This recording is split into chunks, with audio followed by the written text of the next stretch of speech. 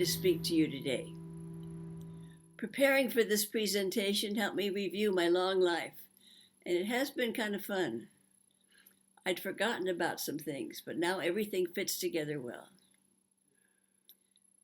This is a photo of my family, my mom and dad and me. It was taken when I was a freshman in college. I was an only child, and my early life was a bit unusual. My father was a hotel manager, and so we lived mostly in hotels. My mother, Rose, did a lot to try to make things easier for me when we moved so many times when I was in school. I attended schools in 6 cities from grades 1 through 12. Mom always wanted to play the piano, and she made sure that I had a piano teacher everywhere we moved.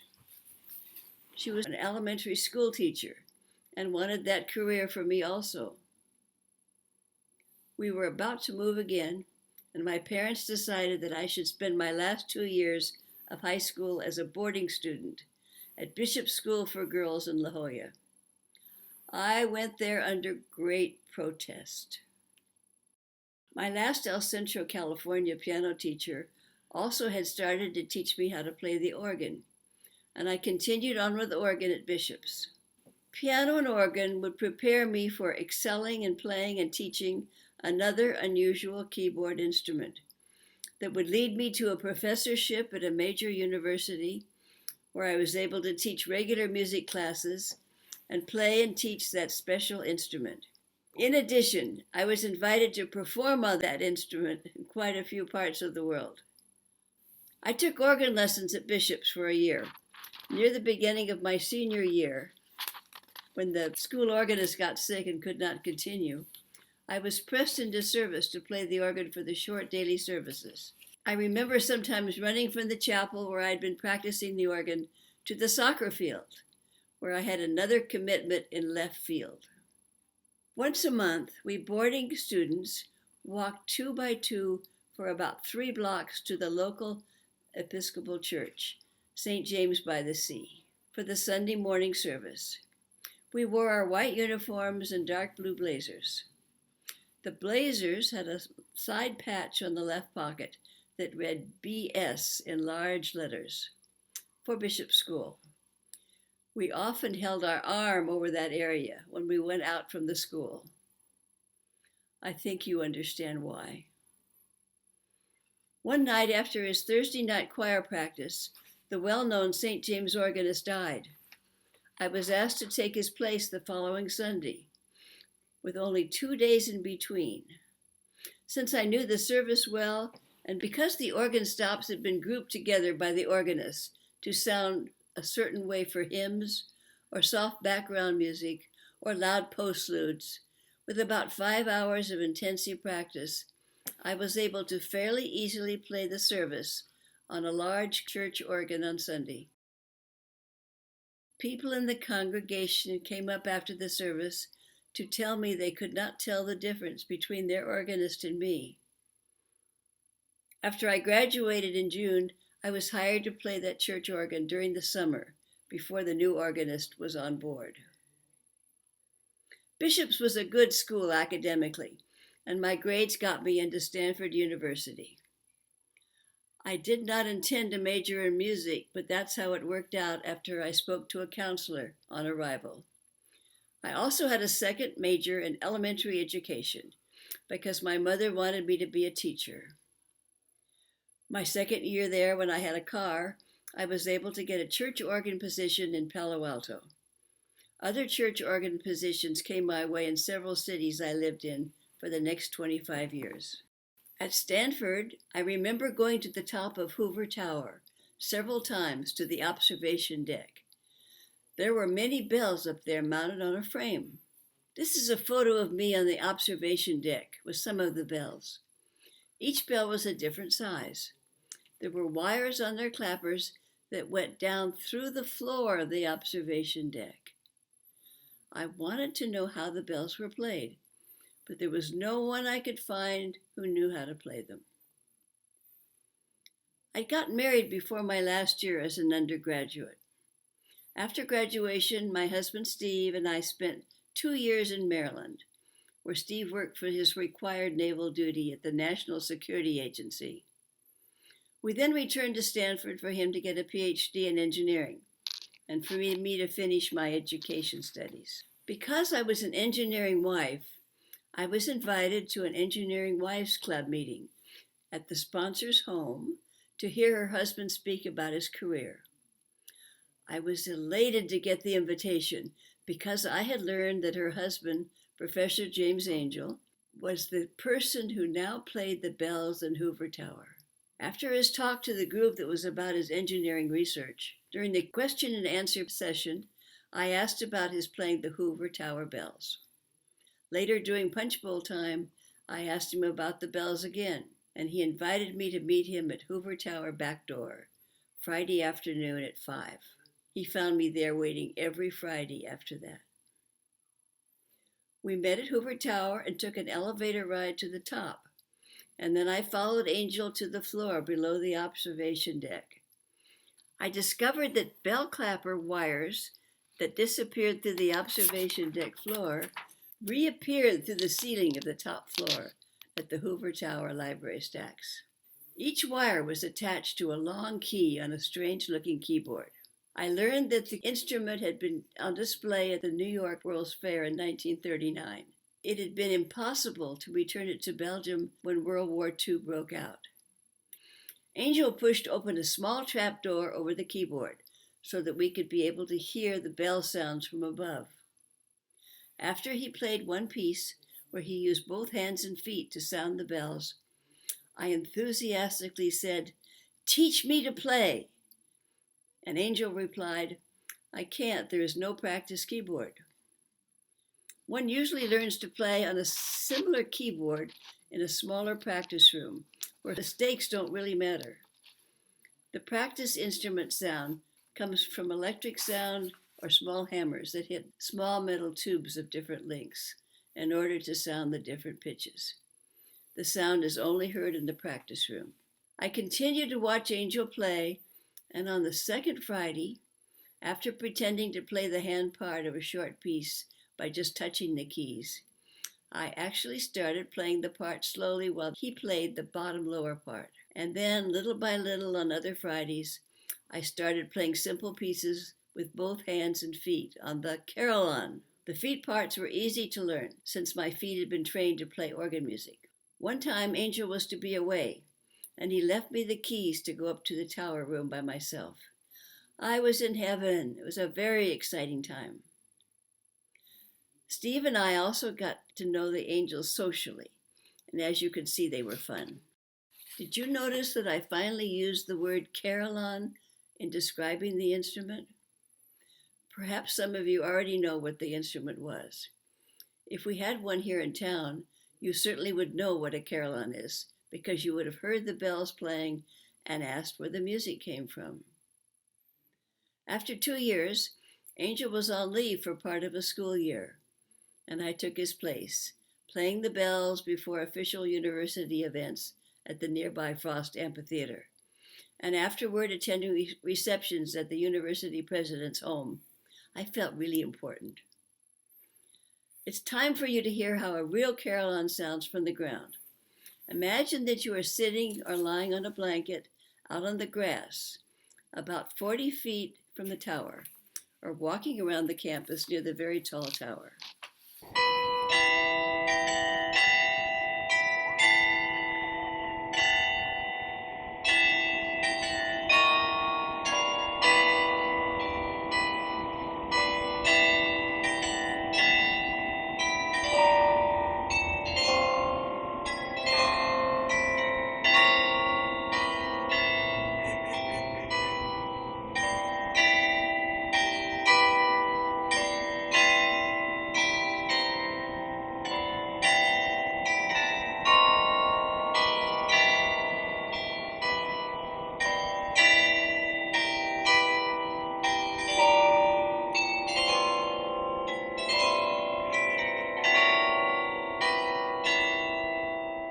After 3 years back at Stanford, Steve received a doctorate in electrical engineering, and I received a master's degree in education.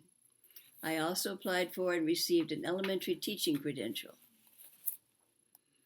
In 1965, we moved to Santa Monica, and I got a job teaching kindergarten, fulfilling my mother's dream. Alas, there were 32 kindergarten students in the morning class and 34 in the afternoon class. And I went home to my two small children after teaching most of the day. I think I cried just about every night. It was the worst year of my life. Sorry, Mom. After teaching a year, I started a master's degree in music at UCLA. A new carillon was installed at UC Riverside in the fall of 1966. Angel came down from Stanford at Christmas vacation, and we drove to Riverside to see it together. We met Lowell Smith, the University Carillonist. The next month, I started studying with Lowell, driving to Riverside on a Saturday morning from where I lived in Palos Verdes. There is an organization for North American carillon players called the Guild of Carillonneurs in North America. In order to be a full voting member of the organization, one must apply and be accepted to play a specified recital at a summer congress.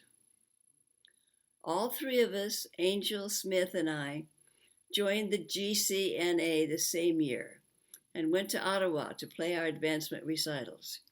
Here you see a photo of us who passed the exam. Lowell Smith is in the front row on my right, and Angel is the tall man in the second row. The exam carillon was at the top of the Ottawa Houses of Parliament. What fun it was to have our 5-day meeting in such a formal place. There were very few women in the Carillon Guild when I joined, mainly only 2 who had recently started attending. At the next annual meeting in Lake Wales, Florida, I was appointed assistant secretary. I think the board considered that to be an appropriate job for a woman. Later on, I would be on the board of directors, head of several committees, the newsletter editor for 10 years, etc. And later I received various awards, including an honorary membership and 2 certificates for extraordinary service.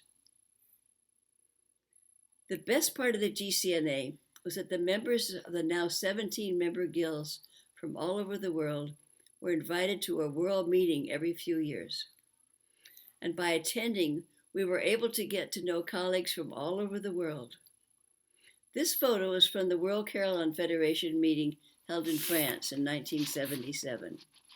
Most evenings, after hearing bells all day, it was usual that we went out in groups to socialize together. That means drink beer and talk. Here I am playing the new carillon at the University of California, Riverside. In order to finish the MA music degree at UCR that I had started at UCLA, I traveled to the Carillon Library in Lake Wales, Florida, following a hint from a colleague that there were unpublished carillon music and documents there from the 18th century. I found some very wonderful material from Antwerp Cathedral and wrote my master's thesis on one of those music manuscripts. As part of the master's degree, I also presented a special carillon recital that incorporated the 3 18th century Antwerp carillon pieces. Several years later, Lowell left UCR. When I finished the MA in music, I was installed in his carillon position in 1973. I also taught other classes as a half-time lecturer for about 10 years. There were 2 women lecturers in the very small UCR music department faculty. We women were allowed to attend most faculty meetings, but were discouraged from speaking at the meetings. My marriage of 23 years to Steve ended, and I moved to Riverside in 1975. Steve and I are good friends, and I see him and his wife often in Santa Barbara when we get together with our children and grandchildren. Late at heart, the director of the Netherlands Carillon School and Lowell's teacher, had visited UCR several summers to teach and to play a recital. In 1980, Lane suggested that I go to his Carillon School for a school year to get a carillon diploma. I said that it wasn't possible for me to leave for that long. We worked out a plan whereby he would have me learn several new pieces a month, and that I would record the pieces and mail a cassette tape for him to review. Most important, before sending the recording, I was to review the music on the tape myself, as if I were he doing the listening and commenting. Well, I ended up redoing each tape and really learned a lot doing that. There was also a medium-thick textbook of Carillon history, and I was supposed to know everything in the book. Near the end of the school year, I traveled to Amersfoort, the Netherlands, for a week. At heart, asked another American, Tim Hurd, who had recently received an advanced Carillon diploma there, to coach me on the questions that were likely to be asked. He certainly quizzed me, hours a day, even at meals. Tim also took me to play some Dutch carillons in the area, because the spacing of the Dutch carillon keys was closer than the American spacing. There were 3 carillons in the small city of Amersfoort. This small tower is located just out of the town of Amersfoort. It is where the exams took place. It is also where lessons were given and where students could practice during the school year on a real carillon.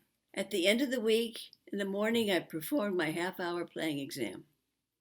I had been worried about a part of the exam where I had to improvise on a given melody, but it must have gone well enough. I actually enjoyed the afternoon question and answer part of the exam, thankfully in English, because I knew all the answers. Several times the leader cut me off saying, "That's fine, thank you." I passed everything, and here is my diploma. Back in Riverside, a UC Berkeley architect called me and asked if she might fly to Riverside to talk to me about enlarging their small number of bells into a carillon. Before accepting to consult for the project, I went to Berkeley to look over the tower and bell chamber. The carillon was to be a gift from the UC Berkeley class of 1928 for their 50th year celebration of their graduation. I planned a regular 4-octave carillon that fit the amount of donations they were willing to give. I went to the bell foundry in Holland to check the bells. I did that for all the remaining consulting I did later. There were several celebrations when the carillon was dedicated. Jim Welsh, UC Santa Barbara Carillonist, and I played the dedication recital. I wrote about the new carillon in an article. I had remarked that it was too bad that their class gift hadn't been for a larger carillon, because there was enough room in the bell tower, and the tower was a very special one. I received a phone call from Jerry Chambers, a 1928 class member in Chicago, who had read what I had written. He said that he wanted to come to talk to me about a larger carillon. He flew to Riverside the next day. Later, with that class member's extra donation, I helped enlarge the Berkeley carillon to a 5-octave instrument. At the dedication, there were other celebrations, and I was presented with the Berkeley Medal.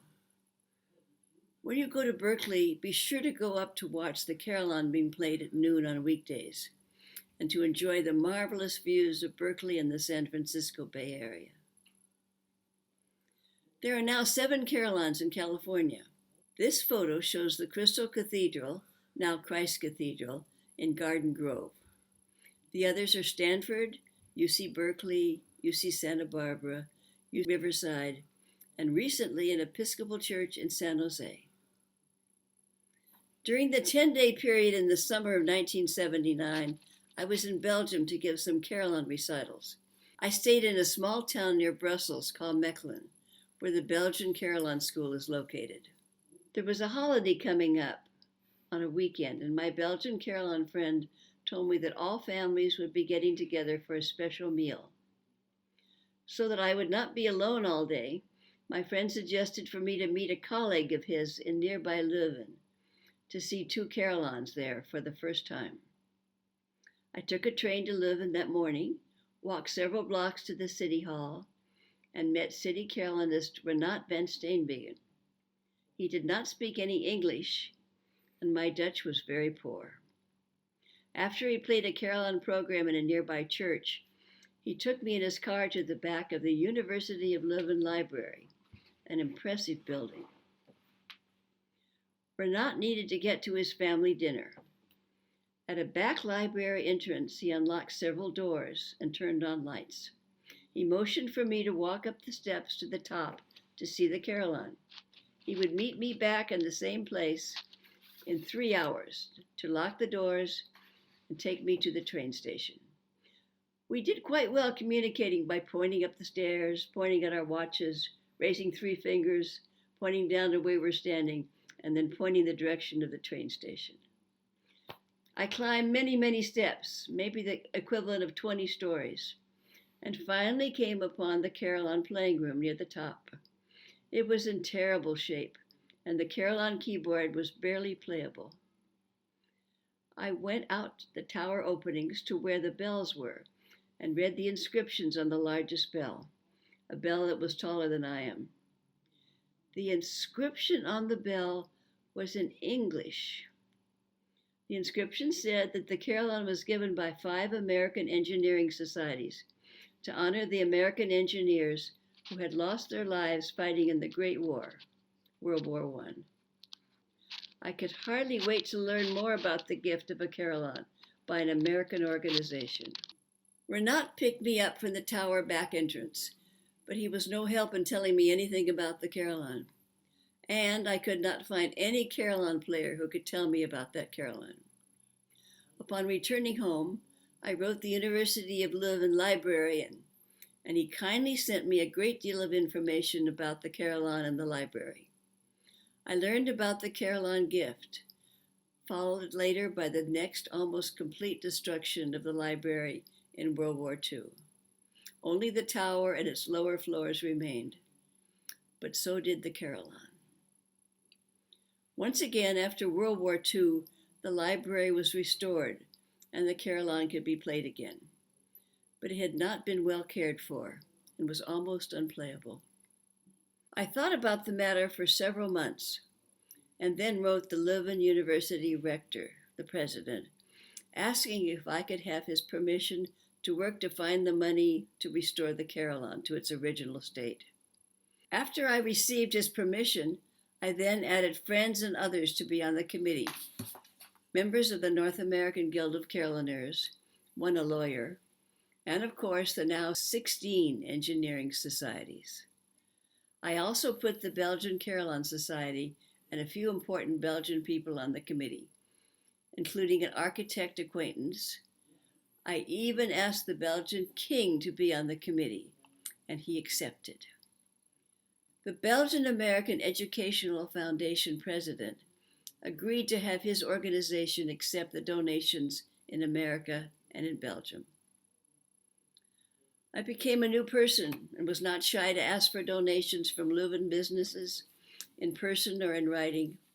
Businesses were suggested to me by the university, for instance, the 3 city banks. I also met with or wrote to many organizations in the area that had connections with the university. Everything began to fit together. The university gave quite a bit of money when they saw that the project was going to work. They also renovated the building itself. After 3 years, enough money had been raised. The idea had really caught on in the city and the area. This was proved to me by a conversation in a Leuven bar. A Belgian friend told me that everyone in the city knew about the project. I told him that couldn't be true. He got the attention of a stranger sitting on the other side of me and asked him in Dutch if he knew about the Library Carillon project. The man nodded and told him about the American woman who had started the project. The Library Carillon was completely redone, now with a total of 63 bells, 5 octaves. All but the 3 biggest bells had been removed from the tower to be retuned or replaced by a Dutch bell founder firm. I spent the summer before the October 1983 dedication in Leuven, attending a Dutch language course, staying for free at a university dorm, and watching the carillon renovation progress. Here we see a truck with 2 bells, ready to raise them into the tower. An old bell that had been retuned, and a shiny new bell. Here we see a bell being raised into the tower, wrapped in 2 countries' flags. And finally, here's a photo of the bells all installed in the bell chamber, ready to be played. I gave my speech at the dedication in Dutch, which I worked on a lot by studying a tape of a native speaker's voice. I wore a purple suit and hat. I still have the hat. The American ambassador was also one of the dedication speakers. And here is Renat playing one of the dedication recitals, as did several important carillonists in the country. American Janet Tebble was also one of the performers. Since the dedication, the carillon has been played regularly. It is the finest and largest carillon in Belgium. There are hundreds of carillons in the Low Countries of Europe. That would be Belgium, the Netherlands, and northern France. We believe that bell instruments in high towers started to appear over 500 years ago in that area. Most bells were in a church or a city hall and around a town square. The bells at first were mainly used to tell time by striking the correct time on the hour with the biggest bell. Later, when towns were larger, several bells played a short melody before the hour strike so that townspeople could stop to listen to what time it was. There are about 190 traditional carillons in North America, 176 in the United States, and over 700 in the world. 2 of them have 77 bells. There are also traveling carillons that can be moved, obviously ones with small bells. Here we see a truck that may be driven to different places. And then there's a long blue bus-sized carillon owned by a Belgian woman who gives evening carillon programs in city squares, and a small instrument that has been set up in a church to be played along with a harp. One week in the spring of 1987, I learned that the University of Michigan in Ann Arbor was looking for someone to fill a half-time carillon position. Because the position did not pay a full salary, I assumed that few people applied for the position. I applied and was asked to come to Ann Arbor as soon as possible. I asked my TA to take over my classes, and 2 days later flew to Ann Arbor for 3 days. I was given some practice time on the Burton Tower instrument before playing for the music dean and another faculty member who were down below. They then came upstairs to interview me. After about a 45-minute conversation, the dean hired me. A music faculty member's wife was a real estate agent, and they arranged for her to show me around that afternoon. Before leaving Ann Arbor, I put down a deposit to purchase an apartment close to the bell tower. I went back to UCR and was called in by my chair. He was very unhappy that I had not filled out all the forms to request to be away. I apologized and explained where I had been, what had happened, and that in the fall I would be an assistant professor at the University of Michigan School of Music. His demeanor immediately changed, and he said haltingly, "Well, I guess I should congratulate you." I moved to Ann Arbor in the fall of 1987. I had chosen an apartment on the top level of a 26-floor building, 3 very short blocks from and overlooking the bell tower. This photo was taken in my apartment.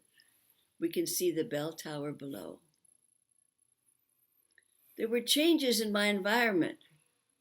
Having lived in the West most of my life, I was awed by the trees changing their color in the fall. For several months, I used a credit card to scrape ice off my windshield. And finally, in early November, I gave in and bought a really warm coat. My office in the bell tower was also on the top floor, so that I could make a joke about having the highest office in the university. It was a wonderful large office where I could put up 3 big tables for my handbell class and where I could have wonderful parties. Here I am getting ready for an office Halloween party. In Riverside, I had to drive to the campus, park in a parking lot, and walk to my office.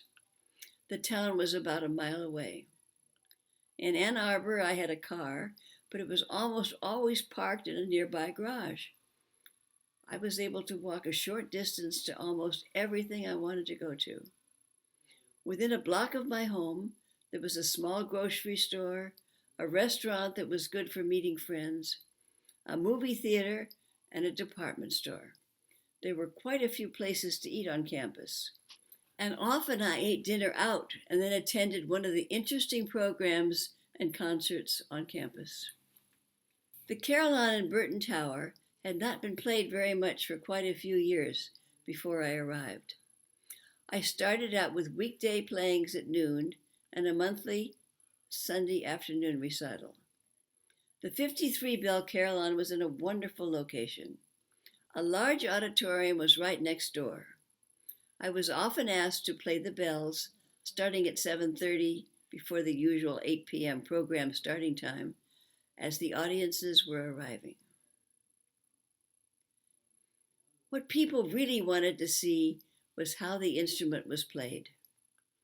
I opened up the top of the tower after my noon and Sunday performances and almost always had visitors. I don't have photos of many of the bells, but the biggest one was so large that several people could stand inside the hanging bell. That bell weighed 2.5 tons. We see here the door to the playing room in the tower. Someone is playing and we are holding our ears because the sound is very loud. Here I am playing for a visiting class of students who watched me play after seeing many of the bells in the large bell chamber. At first I signed up enough students to have about 10 each semester. Soon there were too many students wanting to learn to play, and I had a waiting list. Since the music looks like piano music, I auditioned the students on the piano first to see how well they read music and how musical they were. The School of Music was on the North Campus, a 20-minute bus ride away. One afternoon, the dean of the engineering college on the North Campus came to my office to tell me that he wanted to have another large carillon on the North Campus. He asked if I could help. I certainly could. Since the Burton Tower instrument had larger bells that went down low in pitch, a grand carillon, I planned for the Lurie Tower to also be a grand carillon. The donor, Anne Lurie, was a widow who wanted to honor her engineering husband at his alma mater. This is the Lurie Carillon. Here's a photo of the Lurie Tower's evening dedication in 1996. There are maybe 1,000 people here. To end the evening ceremonies, I was in the tower playing the bells along with a brass band that you can see down below. The band was playing several movements of pictures at an exhibition. I was the soloist, playing along with the band. I could see the director on a screen. When we got near to the end of the last movement, the fireworks started.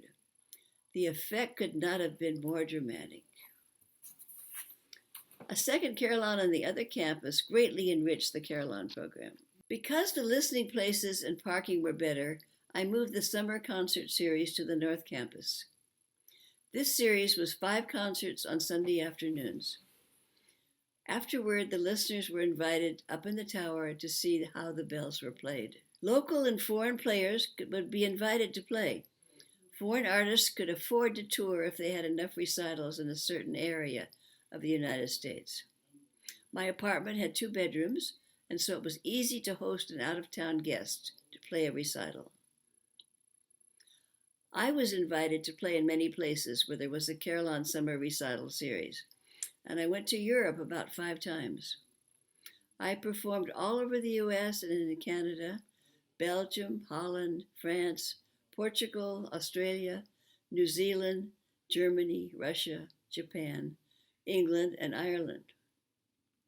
I wish there were time to show you some of the carillon towers in many of these countries. Here is an unusual style carillon in Denmark and a carillon in Japan. During my career, I consulted for 8 new carillons. We've already talked about Berkeley and the University of Michigan Lurie carillons. The other 6 carillons I've consulted are instruments for the 2 Grand Valley State Universities Grand Rapids, and Allendale, Ball State University in Muncie, Indiana, Salisbury University in Florida, and the University of Denver. There is a carillon at nearby Michigan State in East Lansing. Originally, there were 2 octaves of bells, and 2 more octaves had been added later. Unfortunately, the tuning of the new bells did not match the tuning of the old bells, and it was painful to listen to a recital. I worked hard to get MSU to replace those top bells, and they finally responded after 5 years of my yearly communications. The carillon sounds good today. I gave the rededication recital and taught there for a year before turning the position over to one of my former Ann Arbor students. My time at the University of Michigan was really fun and exciting, the best part of my life. I kept finding more ways to have the carillon included in university life. There was so much that was possible to do there, and there were many wonderful colleagues. I hosted a GCNA Congress there in 2002. However, I missed my children and grandchildren, and after 16 wonderful years in Ann Arbor, I retired and returned to California. I see my children fairly often now. My son Christopher lives in Glendale. He worked in the entertainment department at Universal Studios Hollywood in about a dozen shows. Here's a picture showing him as a stunt coordinator for the Wild West show. He was also a Disney Imagineer. He has helped me a lot with this talk. My daughter Susie is a financial analyst for the County of Santa Barbara for the nonprofit First Five. Both of my children are married and have 2 children. Susie's daughter has made me a great-grandmother. Here you see Luke at age 1.5. One more university with a carillon, the University of California, Santa Barbara.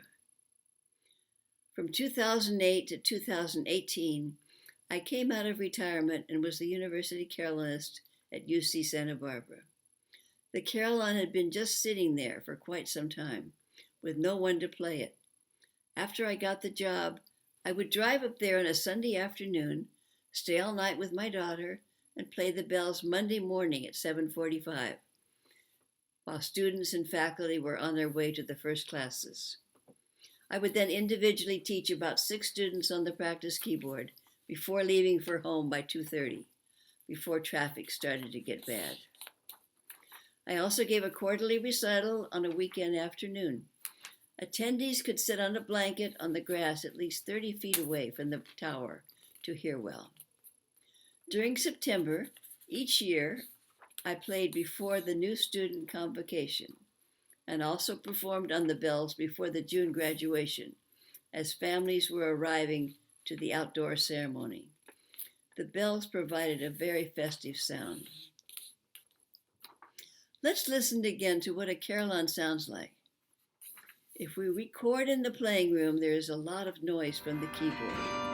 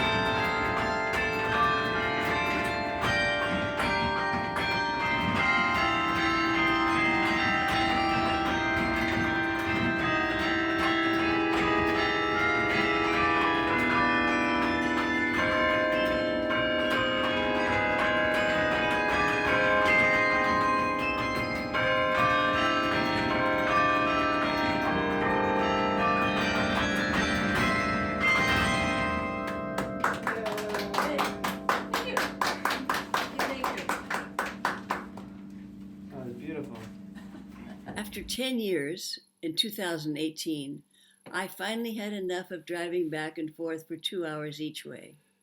I made sure that a very good player and teacher took my place. Now, let's circle back to Stanford University. You know that I learned to play the carillon listening to bells poorly through a small trapdoor in the ceiling of Stanford's Hoover Tower Library. Over a period of several years, I was able to get the Hoover Institution, the owner of the Carillon, to agree to update their Carillon, add another octave of bells, retune some of the bells, and mainly add a real playing cabin for the new keyboard to be placed up on the observation deck, so that the performers could hear well what they were playing. A bell foundry had asked to bid on the project and had listed several possibilities. One vacation, I went to Stanford from Michigan to check on things and was very strongly told by the Hoover man in charge of the project that it was too expensive to have a playing room up with the bells, and that he had chosen another cheaper plan to leave the keyboard down a floor below. In fact, he told me that he had signed a contract for the cheaper plan earlier that week. He would not listen to me and ended our conversation. I sat out on the lawn for about half an hour. I then walked over to the Stanford president's office and said to the receptionist, "I'm an alum. I wish to speak to the president." I explained the problem to her and then sat waiting. The provost came out to talk to me. She carefully looked over all the plans and asked me some questions before going away for about 15 minutes. She returned to tell me that she had spoken to the president and that Stanford would donate enough money so that the more expensive renovation plan would be possible. She also said that the president was having lunch with the Hoover man on Tuesday and would take care of the matter. Wow. I left in a daze. Later, I realized that the provost was Condoleezza Rice, the former U.S. Secretary of State, and I remembered that she was a concert pianist. Of course she would understand that the performers would have to hear their instrument well. Everything turned out beautifully. I helped play the rededication recital in 2001. Here I am playing the Stanford Carillon in the wonderful new playing cabin during one of my class reunions. The playing room is located up on the observation deck, just under the bells. The listeners for my music are down on the ground, close by, eating an outdoor lunch in a park area. Later, my children and I donated a practice keyboard to the Stanford Music Department. I wish to end my talk today by telling you how I met Peter. Many of you know Peter. I was teaching in Ann Arbor, Michigan in the fall of 2000 when I decided at the last minute to fly to Stanford for my 40th reunion. On the second day, there was a panel discussion on the stage of the big auditorium where we all spent a lot of time as freshmen. Afterward, we went outside for lunch, tables of 8 for my class. At my table, one man stood out in the conversation. He got my attention right away because he was handsome, but mainly because he said he loved to travel. He also talked about some of the places he'd been, including a year in Croatia. I joined in the conversation and liked it when he turned to speak to me. Suddenly, he looked at his watch and said, "Oh dear, I'm late meeting my friend. It's been nice talking to you all." He got up to leave, and I quickly said, "Are you going to the dance on the quad tonight?" He replied, "I'll try to be there," and he was gone. Well, I spent 2 hours on the crowded and noisy quad. He never came, and I didn't even know his name. I sadly went back to Michigan the next day. 2 days later, he called me and apologized for not getting to the dance. I asked him how he knew how to find me. He remembered that I had been asked a question about the Carillon that morning by one of the panelists who knew me, and that I had stood up to answer the question. He looked at the reunion program that had a list of class members present and figured out who I was. Some weeks later, he came to Ann Arbor, and I visited him in Seattle. We got to know each other very well that year. The next year he moved to Ann Arbor, and the following summer we got married on my ex-husband's beach house patio. His name is Peter Lesourd, and I feel like the luckiest person in the world to be married to him. Thank you very much. It has been a real pleasure sharing my life with you.